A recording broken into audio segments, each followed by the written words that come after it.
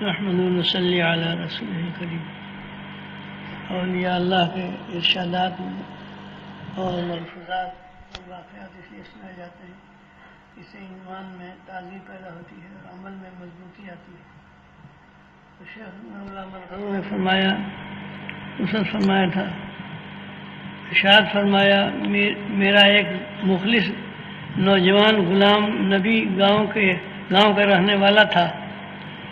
ارشاد فرمایا، میرا ایک مخلص نوجوان غلام نبی گاؤں کا رہنے والا تھا۔ حق تعالی شانہ اس کو بلند درجہ عطا فرماوے۔ پہلے اس کا جوڑ حضرت تھانوی رحمۃ اللہ علیہ سے تھا۔ اخلاص کے ساتھ تعلقات میں سارے قانون ختم ہو جاتے ہیں۔ حضرت تھانوی رحمۃ اللہ علیہ کے انتقال کے بعد اس کا تعلق مجھ سے قائم ہو گیا۔ اس میں دو باتیں عجیب تھیں۔ ایک یہ کہ وہ مسئلے بہت پوچھا کرتا تھا۔ قاری سعید صاحب مرحوم مفتی اعظم مظاہر علوم اس کا بہت خیال کرتے تھے۔ جب وہ آ جاتا تو اس کے مسائل کے جوابات دیتے تھے۔ وہ مبلغ تھا، ہفتہ بھر گھومتا رہتا تھا، بہت سے لوگوں کو مسلمان بنایا، مساجد بنوائیں۔ اس سے اگر کوئی مسئلہ پوچھتا تو لکھ لیتا اور ہفتہ بھر کے بعد جواب دیتا۔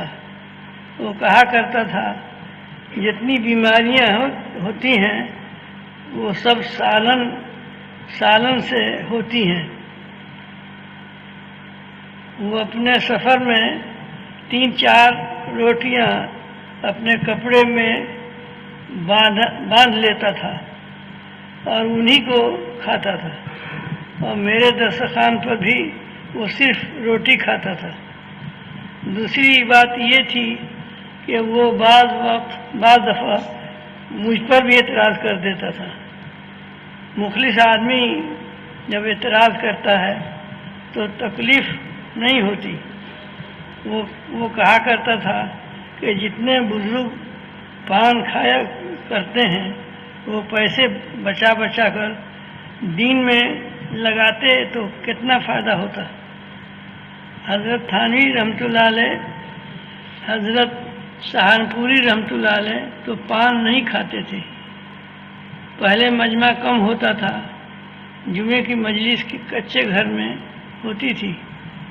پہلے 9 بجے آیا کرتا تھا اور اب مجبوریوں کی وجہ سے مجلس 11 بجے ہو گئی ہے۔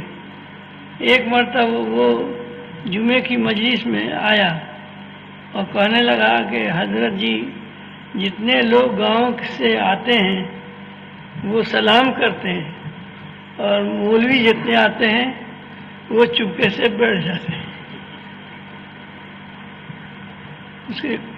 اس کے کہنے کے بعد میں نے خیال کیا تو ایسا ہی پایا۔ اس کا انتقال عجیب و غریب شان سے ہوا۔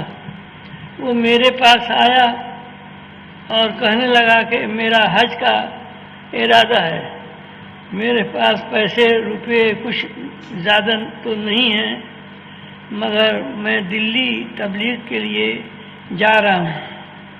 اگر وہاں سے جوڑ بیٹھ گیا تو حج کو چلا جاؤں گا، ورنہ تبلیغ کرتا رہوں گا، مگر کسی سے آپ ذکر نہ فرمائیں۔ لوگ اس کے بارے میں مجھ سے پوچھتے رہتے تھے۔ میں ان سے کہتا تھا کہ وہ تبلیغ میں گیا ہے۔ پھر اس کا بمبئی سے خط آیا کہ وہ سفر حج کے لیے روانہ ہوگا۔ حج سے فراغت کے بعد اس کی واپسی ہوئی۔ واپسی میں سخت بیمار ہوا۔ بمبئی میں احباب نے اس کا سامان وغیرہ دیکھ کر پتہ چلایا کہ اس کا مجھ سے بھی تعلق ہے۔ چنانچہ لوگوں نے ٹکٹ وغیرہ خرید کر اس کو ٹرین پر سوار کر دیا۔ وہ سہارنپور آیا اور یہاں سے وہ اپنے گاؤں چلا گیا۔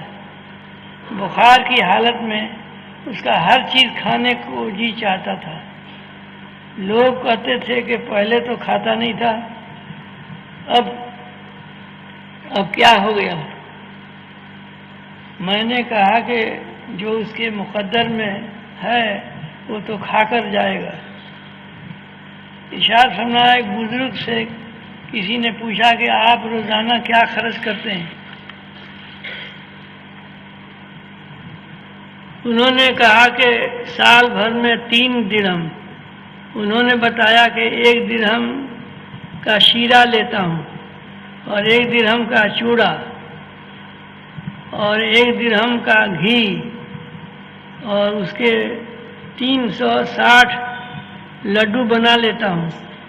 روزانہ افطار میں 1 لڈو کھا لیتا ہوں۔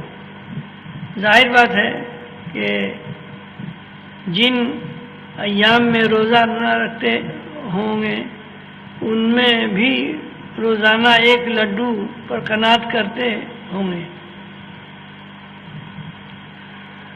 تو اللہ تعالیٰ کا معاملہ اپنے بندوں کے ساتھ، اسی میں حضرت شیخ فرماتے تھے، میرا تجربہ ہے زمزم پینے سے جس نیت سے پیتا ہے، حدیث میں بھی آتا ہے، وہی ہوتا ہے۔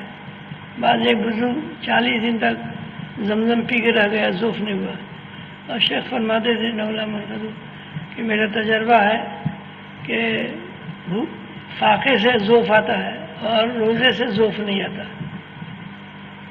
اللہ تعالیٰ کا معاملہ اللہ والوں کے ساتھ الگ ہے۔